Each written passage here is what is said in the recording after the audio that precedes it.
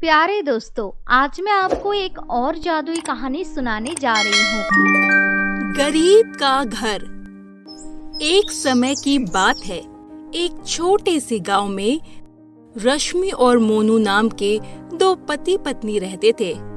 उनके पास ना तो पैसा था, ना ही पहनने के लिए ढंग के कपड़े थे और ना ही खाने को खाना था।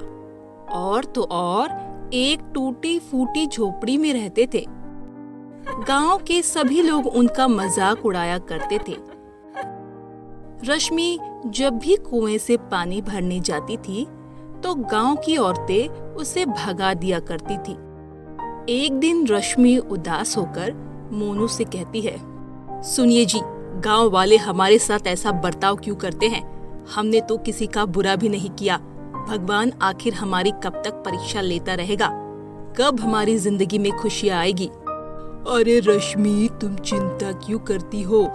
देखना, एक दिन यही गांव वाले हमारा सम्मान करेंगे। माना कि अभी हमारे पास पैसे नहीं हैं, लेकिन भगवान हमारी जरूर सुनेगा। तभी एक रात अचानक बहुत जोर की बारिश होने लगी। उनका घर कच्चा था, इसीलिए रश्मि और मोनू को डर था कि कहीं उनके घर में पानी न भर जाए। सुनिए जी, मुझे लगता है कि इस बार हमारा घर आंधी तूफान से नहीं बच पाएगा। चिंता मत कर रश्मि, भगवान पर भरोसा रख। जब तक बारिश और आंधी थम नहीं जाती तो हम अपना जरूरी सामान लेकर मेरे भाई रामू के पास चलते हैं। जैसे ही बारिश रुक जाएगी तो हम वापस आ जाएंगे। इतना कहकर मोनू ने अपना सारा जरूरी सामान लिया और अपने भाई के घर जाने लगा। मोनू के भाई का घर पक्का था। कुछ ही देर में वो दोनों रामू के घर पहुंच जाते हैं। अरे मोनू, तुम इतनी बारिश में यहाँ क्यों आए हो? भाई, तुम्हें तो पता है कि मेरा घर कच्चा है। बारिश बहुत तेज हो रही है, इसीलिए मुझे डर है कि हमारा घर न बह जाए। इसीलिए हम अपने जरूरी सामान लेकर तुम्हारे घर रखने के लिए आए हैं। क्या कहा? अपना सामान मेरे घर पर? नहीं, मैं नहीं रख सकता। मेरी पत्नी मुझ पर चिल्लाएगी। तुम जाओ यहाँ से, कोई दूसरी जगह ढूंढ लो। बारिश बहुत तेज हो रही थी। मोनू और रश्मि भीगते भीगते एक मंदिर के पास पहुँचते हैं। वो दोनों मंदिर में जाकर बैठ जाते हैं। तभी रश्मि दुखी मन से कहती है, भगवान जी, तुम कब तक हमें दुख देते रहोगे? तुमने आज तक हमारी कोई भी बात नहीं सुनी, लेकिन अब तुम्हें कुछ करना होगा, वरना मैं कभी तुम्हारा नाम नहीं लूंगी। तभी अचानक बारिश और तूफान बंद हो जाती है। फिर वो दोनों अपने घर की ओर जाने लगे।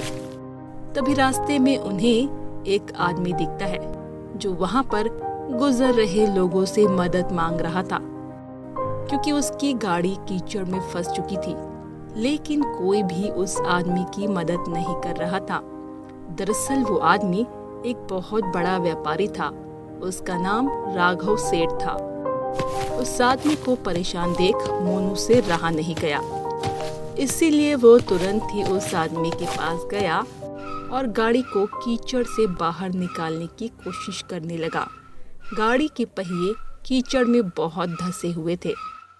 साहब, आपकी गाड़ी के पहिए बहुत अंदर तक फंसे हुए हैं। आप गाड़ी स्टार्ट कीजिए, मैं फिर से कोशिश करता हूँ। मोनू गाड़ी में धक्का लगाता है। मोनू को गाड़ी में अकेले धक्का लगाता देख रश्मि भी गाड़ी में धक्का लगाने लग जाती है। फिर काफी मुश्किलों के बाद गाड़ी के पहिए कीचड़ से निकल जाते हैं। ये सब देख सेठ रमन हाथ जोड़ते हुए बोला, आपका बहुत बहुत शुक्रिया। आप नहीं होते तो क्या होता? जी कोई बात नहीं, हमारा तो फर्ज था। अच्छा साहब, अब हम चलते हैं। ये कहकर मोनू अपनी पत्नी रश्मि को लेकर वहाँ से जाने लगा। तभी सेठ रमन उनको रोकते हुए बोला, रुको, तुम्हारा घर कहाँ है? मैं आप दोनों को घर छोड़ देता हूँ। इसी बहाने आपका घर भी देख लूंगा। नहीं साहब, हम खुद ही घर चले जाएंगे। हमारा घर पास में ही है। वैसे भी आप हमारे घर चलकर क्या करेंगे? घर पर तो पानी ही पानी भरा हुआ है। कोई बात नहीं, मैं तब भी तुम्हारे साथ तुम्हारे घर चलूंगा। इतना कहकर सेठ रमन उन दोनों के साथ उनके घर आता है। सेठ रमन उनके घर की हालत देखकर बहुत दुखी हुआ। वैसे मोनू, तुम क्या काम करते हो?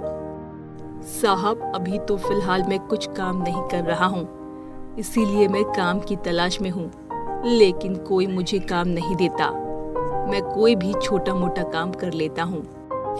तभी रश्मि सेठ के लिए थाली में थोड़े से भुने हुए चावल लेकर आती है और बोलती है, साहब, हमारे घर में सिर्फ यही बचा हुआ है, कृपया करके इसे खा ले।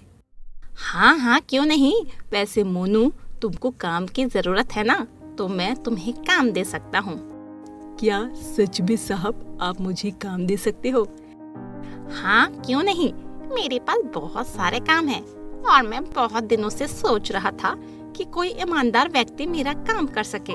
तुम्हें देखकर लगता है कि तुम ईमानदार हो। साहब, मुझे काम करना है, मैं कुछ भी काम कर सकता हूँ। तो ठीक है, तुम अपना सामान पैक कर लो। अब तुम्हें इस घर में रहने की कोई जरूरत नहीं। अब से तुम और तुम्हारी पत्नी शहर में ही रहना। मोनू, तुम मेरे साथ वहीं काम करना, मैं तुम्हें वहाँ पर नया घर खरीद कर दूंगा। अब बिना देरी करे अपना सामान मेरी गाड़ी में रख दो। ये सब सुनकर रश्मि और मोनू बहुत खुश हो जाते हैं। खुशी खुशी वो अपना सामान बांधने लगते हैं। उसके बाद मोनू और रश्मि गाड़ी में सामान रखकर बैठ जाते हैं।